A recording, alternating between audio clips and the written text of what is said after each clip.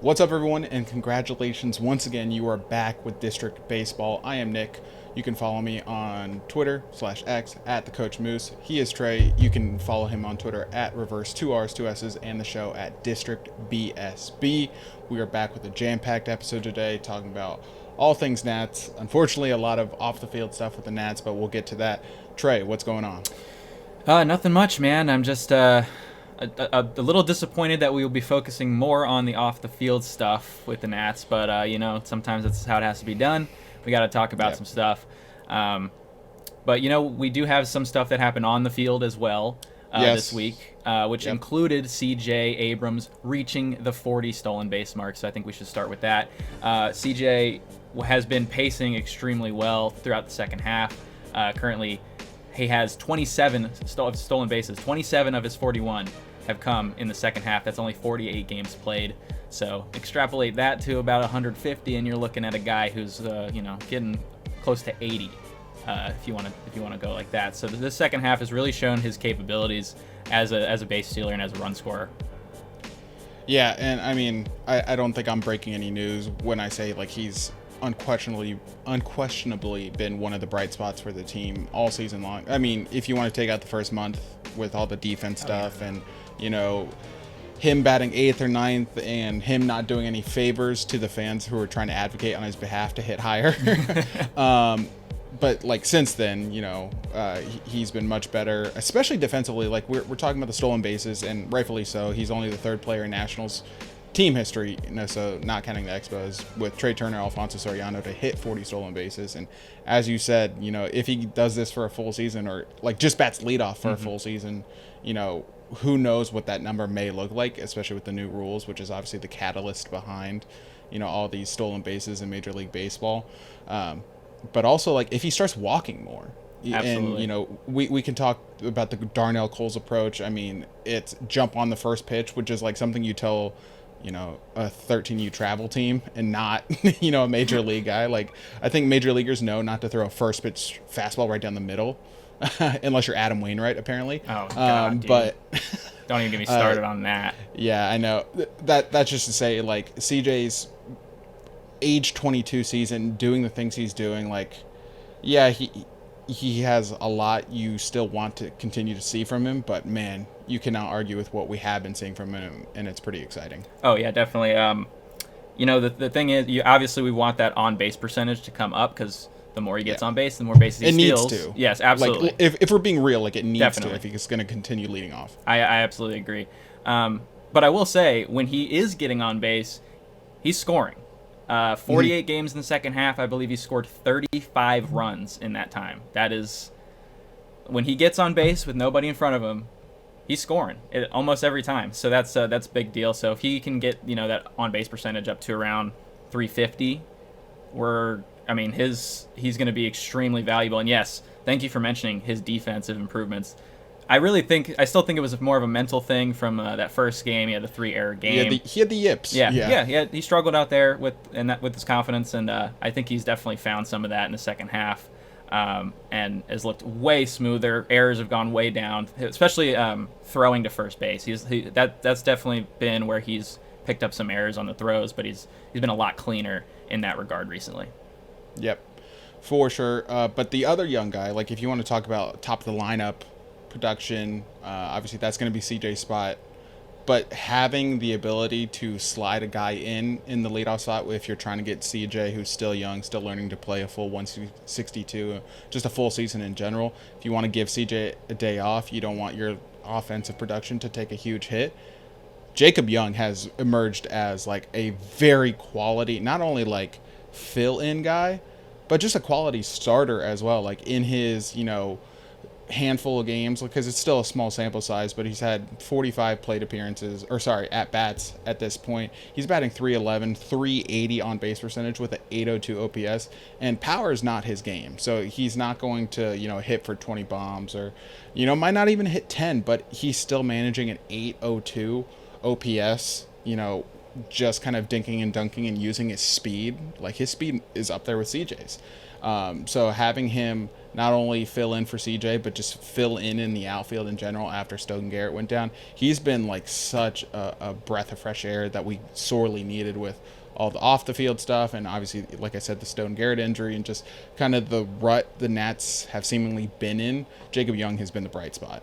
Yeah, I'm 100% with you there. He's actually shown more than I thought he was going to be capable of in this short stint. Now, again, it's been a very, very short stint, but he's shown things that we think he can carry over to the future. He's got speed. That's probably not going to go anywhere for a while. No. He can absolutely run him down out there in center field. He made one of the most ridiculous plays I've seen from a Nats player this year. Pick your poison. He's made a couple. You're right, but man, that jumping into the wall one from last night was pretty spectacular.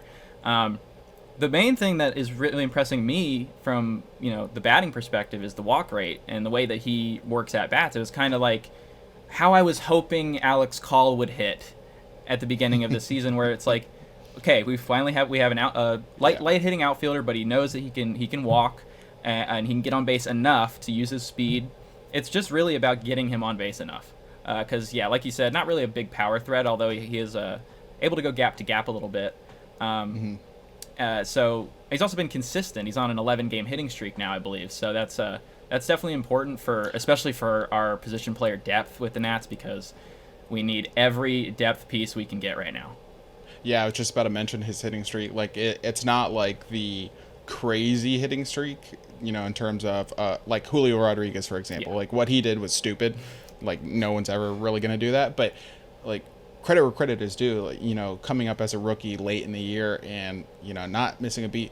We also need to realize he's jumped 4 levels this year alone. He's gone from high A Wilmington, which I'm rocking the Blue Rocks right now with my hat. I just couldn't rock the Nats this week for reasons we'll get to, but he's gone from high A Wilmington to Double A Harrisburg to Triple A Rochester for cup of coffee, and now he's with the Nats, and he's excelled at every level. Yeah, and absolutely. Like he's really given a sense of optimism to the player development program, and obviously, a lot to still go and still need to see from the player development staff. But, having a guy who you didn't have huge expectations for, he was the number 27th, he still might be number 27 ranked prospect in the Nats organization. So, again, not like top 10, top 5 or anything like that, top 100 MLB. No expectations. And for him to come up and do what he's done, like it's exciting to know that we're not solely dependent on, external transplant guys to lift us. But Young has been great.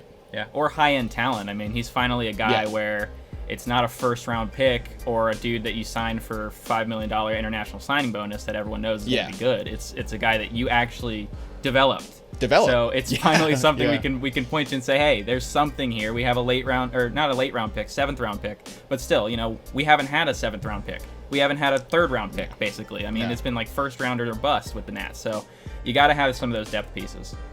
A guy that does not have a claim for it, but, we'll see. Luis Garcia was recalled from AAA Rochester after about a month or so down in AAA.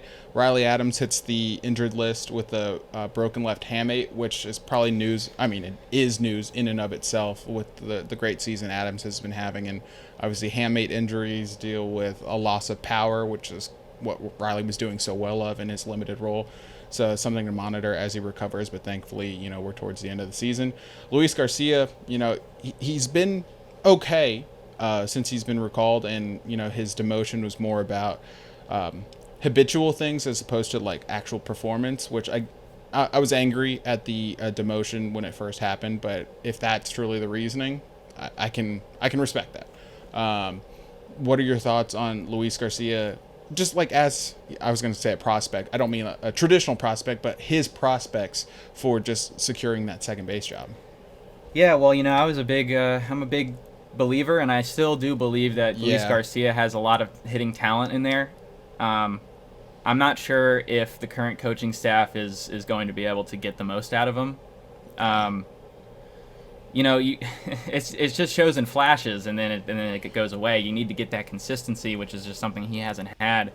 Although defensively, he's been much more consistent this year. So that is at least something to point to and say, hey, he improved at something. But yeah, I mean, we got to see something happen with the bat, with the power. We know it's there. I mean, he showed it before. It's just, can we unlock it consistently? Consistency. That's really it, because he's had these big spikes of production, and then it goes back down.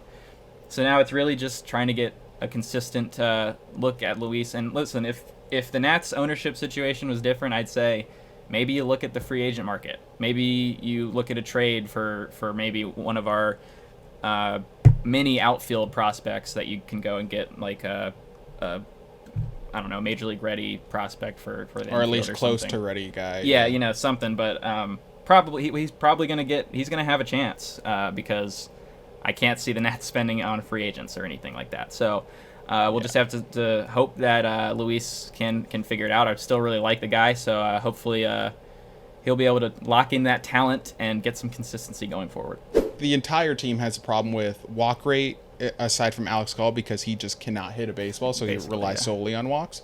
But the entire team has a problem with walk rate and pitch selection. It's not that they're chasing, they're just like refusing to strike out, so they'll induce weak contact. Like it's kind of a backwards way. Yeah, but swinging at pitches that you don't have to swing at. Low quality pitches. Yeah, that's always my thing with Ruiz. When Ruiz takes a strike, it's on that. Let's say he gets a pitch on the outside corner for a strike. He is generally better in those at bats where he just takes that strike because he's going to get a better pitch to hit. And and it's worked. And it's all good with being aggressive, but it's being aggressive on your pitch. You don't have to swing at a pitcher's pitch when you don't have two strikes. When you have two strikes, do what you can to survive, try and put the ball in play. But, that's different. But before two strikes, the selection, the pitch selection's got to be better team wide. Like Ruiz has done in the second half, you can see the improvement. So I don't understand why they don't look at that and say, hey, maybe we should all be doing this. But what do I know? So Speaking of what do we know, the answer right now is not much when it comes to what the heck is going on in the front office. Mike Rizzo still not extended. We assume he will be back, but it's kind of getting to the point where red flags are raising, alarm bells are sirening. Like, this is confusing. Add on to that the Johnny DePuglia resignation, which we talked about last week, and now they just let go of 12 scouts from their scouting department. They moved Chris Klein from the I don't remember what his exact title was, but basically he was Rizzo's pick to be in charge of the draft. And they moved him to just kind of like a special assistant to scout major league talent and not have anything to do with the draft. So they are actively taking away responsibility when it comes to the draft and player development from Rizzo. And obviously DePuglia seemingly resigned because he saw that coming. So it's just a very weird situation. That being said, it's not like the Nationals had exactly been killing the draft in Rizzo's tenure.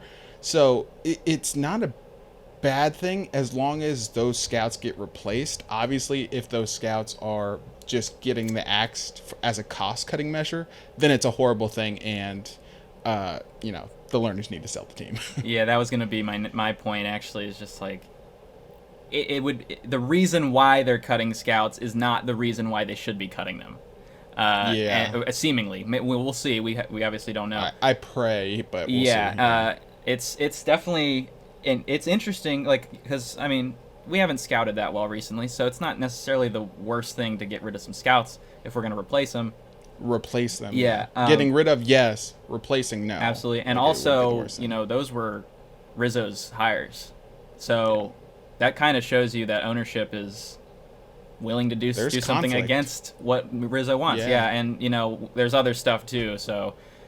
The whole situation is actually just... It's a mess. It's pure chaos, and we don't know what's going to come from it. So we're just going to have to speculate with what we got and hope that a resolution for the team selling comes soon. Yeah. Even you see, Barry... I have no idea how to pronounce his last name, so I apologize. Don't worry about it. Savergla?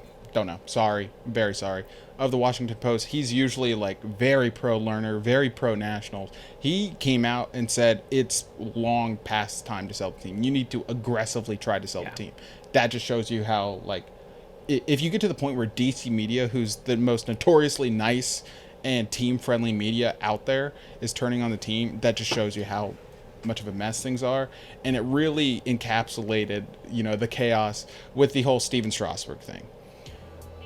I assume everyone knows what we're talking about, but just in case anyone listening does not necessarily follow the Nats, or watching does not necessarily follow the Nats, Steven Strasburg, first overall pick, World Series MVP, dealt with major injuries all throughout his career, tried to rehab from thoracic outlet syndrome and just major nerve damage in his arm over the past 3 years. Ultimately decided he just couldn't do it anymore. They decided to retire.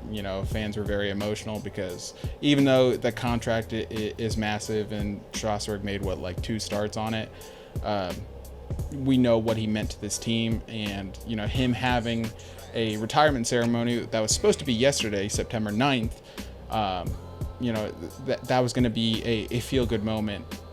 Instead, there was basically it didn't happen, and the exact reasoning hasn't been fully disclosed yet. It feels like the Lerners are kind of being cheap. There's reports that Rob Manfred stepped in and said it would set a bad precedent to pay someone their full contract even though they retired. It just depends on who you believe. There's of course the people who hate Scott Boras and vilify him at every turn. They think it's Boras' doing, which is just, they hate Boras for negotiating through the media when the Lerners are doing the exact same thing. So it's a mess. And, again, and it just depends on your view of things. But what is your view of the Steven Strasburg situation? Well, Nick, it's not good. I can tell you that. Basically, it all comes down to, you can believe whatever you want to believe about who said this and who said what. Bottom line here is, it comes down to one decision by the Lerner family. When they signed that contract, they purposely did not insure it. They did not want to pay the premiums. This isn't speculation. They said it themselves. That is why they did not insure the contract of a guy who has had multiple injuries, multiple Tommy Johns, multiple cortisone shots in his neck in 18. You think that dude's not going to have another injury at any point? That's their own fault. It's their own greed that's hurting them now. That's the fact that we know.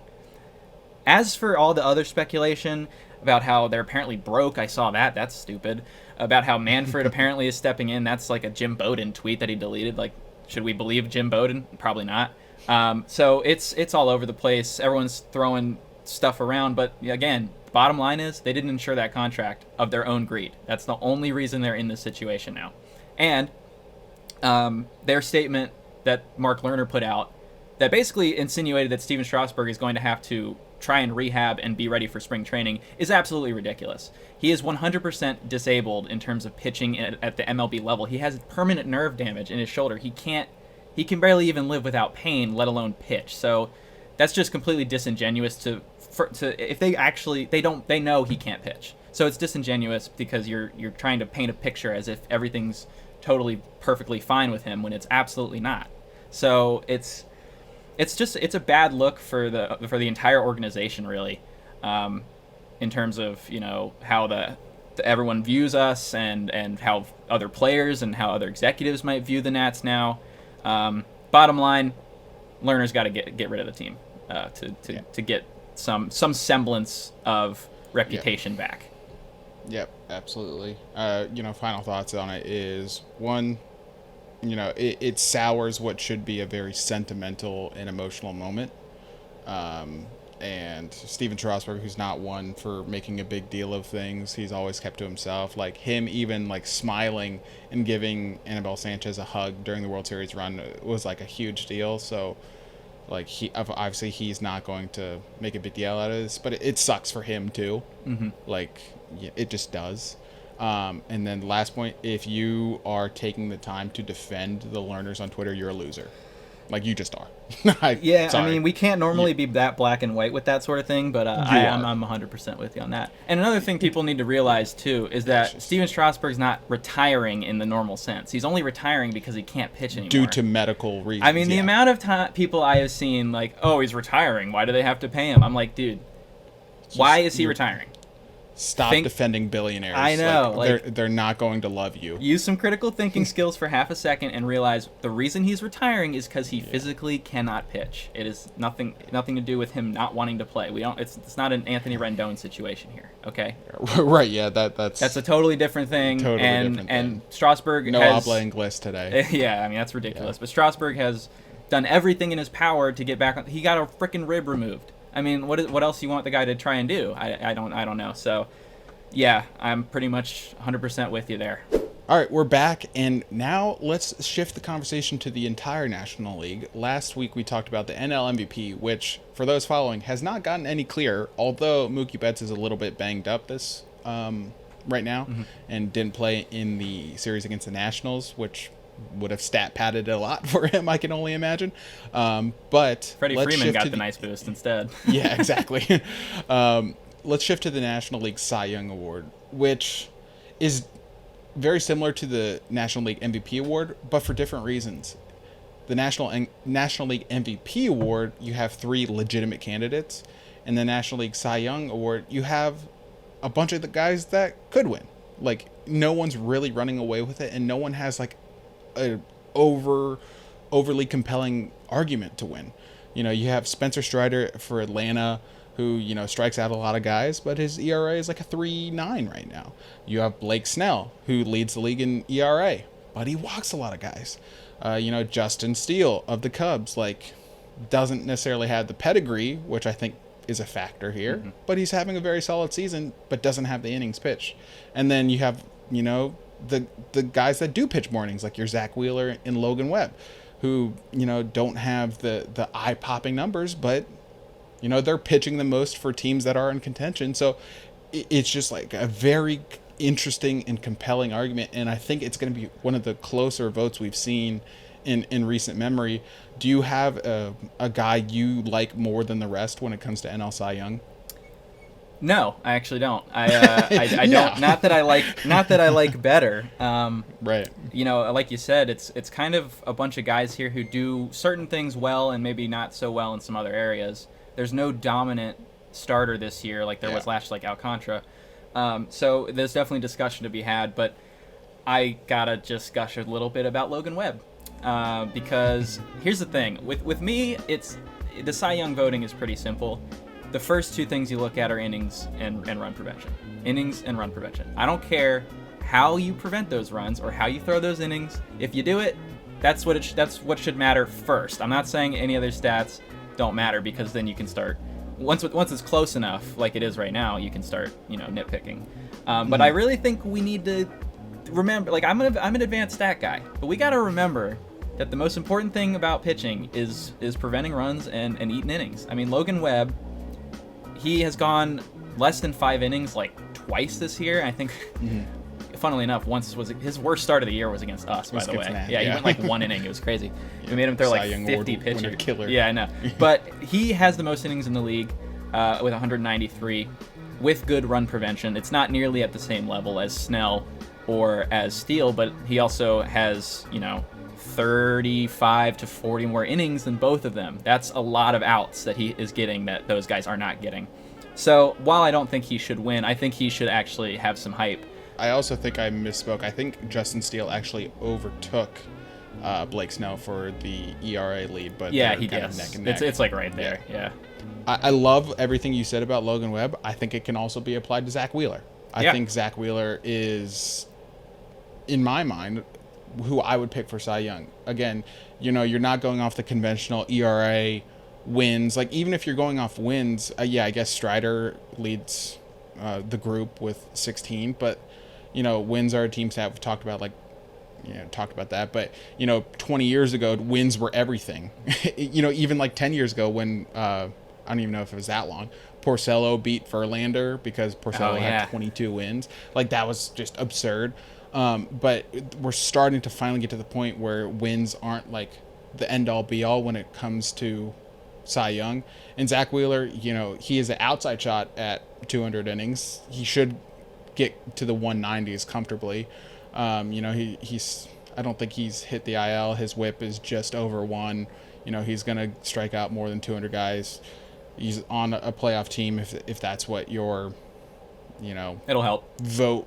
Yeah, it's just like I think he's kind of the best of everything. Like he's not the best at any one thing, but he's top 3 in everything, if that kind of makes sense. Mm-hmm. And that's where I would vote. And then it would probably be Snell and Steele flipped at 2-3. Yeah, that makes sense. I also want to give a shout out to Kodai Senga, who has also been extremely good this year. Especially, he struggled a little bit at the beginning of the season. I mean, since May, that dude has been lights out for them. So, got to give him big credit. He's like top 3 in a bunch of different pitching categories in the National League. I don't think he'll win, but he's right there in the ERA. He's got like a 3 ERA, so there's something there. If he continues to have, if he throws 4 gems, you never know. All right, let's move on. We'll, shift from the Braves Cy Young candidate to the Braves. I'm just getting the sense that it's the Braves' pennant to lose. Like, they're obviously very, very good. Ronald Acuna is a big baby, but, that's besides the point. But if you're looking at potential competitors to the Braves in the NL, like I know the Phillies got to them last year, and they obviously have a lot of experience facing each other. It just feels like it's going to be the Braves. Like, if you want to look at the Dodgers, for instance, who I know have notoriously struggled in the postseason more often than not, they're just not even as close to as good of a team as they normally are, especially on the pitching side. Gonsolin needs Tommy John. Buehler just was announced to not be returning this year, and Arias is just a scumbag and should never pitch in Major League Baseball again. So, like, who's their number 1 right now? Like, the fact that you can't I mean, yeah, I guess Kershaw's still there. I just assume Kershaw's still hurt. But, yeah, he's actually healthy, but he's old now. Yeah, so. He's very good right now, so I did not mean to skip over one of the all-time greats. But the fact that you can't be like, oh my God, the Dodgers pitching rotation is dominant. Like, that has historically that's pretty. been, Yeah, it's pretty wild. Right. So, and from there, you're like really needing to make a compelling argument, like for the Phillies or for whoever's leading. I guess it's the Brewers right now. The Central, like. And it's just like you're grasping at straws. So to me, it just feels like it's gonna be the Braves, and they're my least favorite team in baseball. So, sick, love that. Yeah, well, that's what we have in common. I also agree with that, and I also agree that we are kind of grasping at straws to try and find some way that they can be beat in the National League. I was looking at it last night. I think the best team to do so is probably the Phillies again. They have guys that have that experience. They have an ace in Zach Wheeler. Aaron Nola hasn't been great this year, but he can still give you a big game performance. And then after that, it's like the only real chance you have is like if the Brewers' 3-headed monster of Burns, Peralta, and now Woodruff, who's come back off the injured list, if they can shut you down, because that's really the only other chance is to have like extremely good starting pitching. I think we're gonna have to we're gonna have to bandwagon the O's. I think the Orioles are the only team that could potentially beat the Braves. Right. And that even come close to matching up with them. Yeah. Maybe the Mariners, if the Mariners They're stay hot right hot now. and they do have that rotation, they do have the starting pitching that you need. But I think the Orioles are probably the best shot. I don't think anyone in the National League has a chance. I would love to be wrong. Please prove me wrong. Please. But I don't see it, unfortunately. The team we have to think about, though, is the Astros. Like, oh, yeah. We cannot sleep on them. And trust me, I would love to. I would love to just curl up and have the deepest, nicest sleep of my life when it comes to the Astros. But we can't. Especially now that Verlander's back, and I know everyone's like clowning them for giving up their top 2 prospects or whatever just to re-sign Verlander effectively. Yeah, but he's back. And, that team is just so experienced. They're the reigning World Series champions. We talked about it last episode. We just cannot sleep on them. And, they've overtaken the West. Actually, I should probably look that. Are the Mariners in first? The Astros are currently in first. I'm not sure. Okay, all right. They can't. Actually, yeah, the Astros can't not be in first right now, even if they lost today. Okay, So. well, good. That just helps my point. But that team is so well experienced, and Dusty. Listen, I have my thoughts on Dusty. he's just a safe manager, and that's what a team like Houston with such a stacked roster needs. They just need a constant. Obviously, he's going to do things that frustrates you, and it feels like they have some of that going on right now. But again, now that he's finally gotten over the hump, I think Dusty knows how that team best operates, and obviously getting Verlander back to steady the rotation, you don't have to, dump everything on Valdez and Brown or Javier. Javier was the other one, but yeah, Brown is too. Like the fact that you have that vet there to kind of steady the rotation. Obviously, you have a sack lineup. I just think the Astros might even give the Orioles some trouble. And I love the Orioles. I love the story. I'm not one of those Nats fans that be like, oh, you can only root for one or the other. But the Orioles don't have an ace. Like they don't have that game one starter. Yeah, they have a bunch of guys that could do well, but no one you feel great about giving the ball to. Yeah, I totally forgot about Houston as a potential. You're sleeping on it. I guess I was. How about that? I think if Verlander continues to pitch well, they do have a three-headed monster, because I know Javier hasn't had the season that he's wanted, but he's been there. If he's your 3, you're comfortable. He's been there. He's thrown 6 perfect innings in the World Series. So I'll take that for sure. I'll take that experience. Speaking of experience, Jose Altuve is back and playing as well as he ever has. I mean, this guy is going nuts, and he looks like he never left. 70 games, he's already at 4 F4 almost. That's ridiculous. 160 WRC plus. He's raking. He's playing good defense, and he's seemingly not slowing down after an injury. And the fact that he's getting older is not hurting him at all. He's going to be a big deal in that playoff push for them. Offensively, he's going to have a big postseason. I expect him to. Yeah, I would agree. I mean, he's been there a time or two as well. So yeah, just a couple times. Yeah, just a couple times.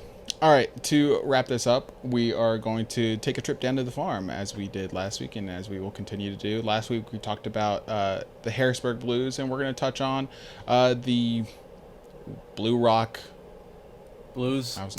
But not blues, because we're talking about good things. Blues. Wilmington, for those that don't know, this is Delaware, not North Carolina, but a notoriously difficult place to hit, just because it's a very pitcher-friendly park, with it being close to the water and the wind and the park dimensions and everything that obviously factors into a pitcher versus hitter-friendly park. And that was, I can only assume, part of the reason to have Dylan Cruz go directly from single A Fredericksburg to double A Harrisburg, is to potentially avoid a struggle in Wilmington. Granted, James Wood was there, and Yohandy Morales and Andrew Pinckney, who we're about to talk about, also performed well in Fredericksburg, but they went to Wilmington regardless, whereas Cruz skipped. Morales and Pinckney have been revelations, and I know Morales was a second-round pick. He was projected to be a first-round pick, so it's not overly surprising, but it's still like a feel-good surprise, which is obviously the best surprise to have in this team and organization. Gives us plenty of feel-bad surprises. The thing with Morales, though, is he has legitimate 40 home run potential. Obviously as he progresses, he is still. Let me double check. No, you're not correct. Okay. He has still not hit a home run, and you might think, oh my God, like he's struggling. He still has an OPS of 930 without hitting a home run in Wilmington. And in Fredericksburg, he didn't hit a home run, and he still had an OPS over 1,000. Like, doing that is so backwards. Like, that doesn't happen. And it just goes to show, like, he doesn't need to rely solely on his home run skills. But my God, this kid is special. And then Andrew Pinckney, we talked about Jacob Young kind of being like a not forgotten, but a long shot guy as a 7th-round pick. Andrew Pinckney was a 4th-round pick, so a little bit higher, but anything past like the first 100 picks in the draft is just a crapshoot. It just is.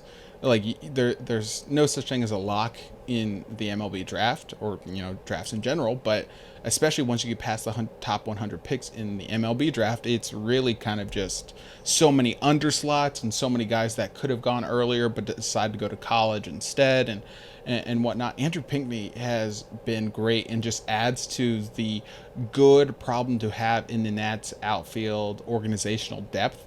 He's having an OPS over 900 in Wilmington as well, and it just I don't know what's going on, because you would expect Wilmington to kind of dampen these players, and maybe it has a little bit, but not noticeably. And we're talking about guys that could move through the ranks fairly quickly as we progress into 2024. Yeah, and the thing, you can pretty much ignore slug in Wilmington because big dimensions, 20-foot wall all around. I mean, like you said, the wind changes pretty rapidly there. It's on the water. So, if you cut that off and you're kind of just looking at these guys as pure hitters, I mean, there's nothing not to like. I think Morales is doing something interesting where he's maybe prioritizing developing his hit tool first, because he has raw power. I mean, he hit 21 homers in 60 games last year in college. That's pretty ridiculous. I'm not worried at all that he's going to be able to not be able to find that home run power. If he develops the hit tool now, has that, and then taps in that power, I mean, you're looking at an absolute beast. Pinckney is really, I mean, he's going off. It's like a 160 WRC plus at high, and that whole league, by the way, is not necessarily hitter friendly. So you're looking at like he's slugging 450. Yeah, and you guys can see why I wore my Blue Rocks hat today. Had to show some love gotta rep for guys. Yeah, for guys that are performing kind of against the odds right now. The one other note for the minor leagues as we wrap up, we're officially on Jackson Rutledge watch. Mackenzie Gore had a start the other day, presumably his final start of the season.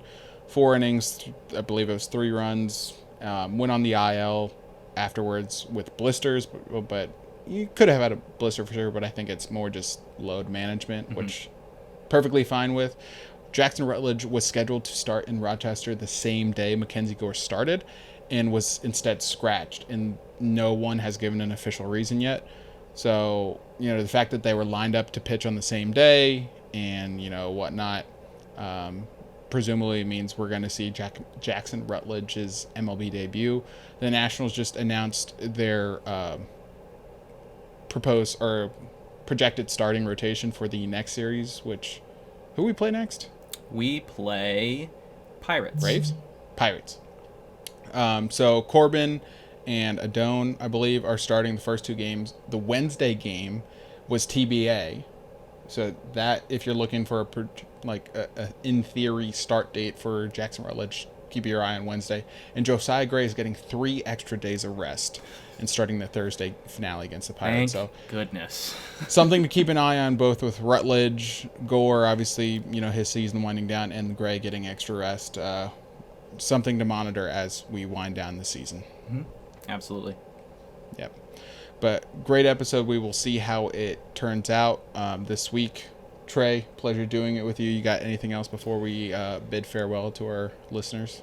Yeah, I mean, it's just, once again, we're just kind of trying to find the positives of what's going on the field for some of these guys. So just bear with us at the end of the season, because we got a lot of young guys we got to get into and figure out what they got going forward. So we're going to be talking about some of those guys going throughout the month of September. But yeah, no, I think other than that, we got to everything I had to talk about today. So we good. Yep. So we'll see how. Oh, I guess it's also worth mentioning. We talked about it last week. The Nats are not even in contention to lose 100 games. So yes, there's another positive. That's true. Yay! Yeah, we're not gonna lose 100.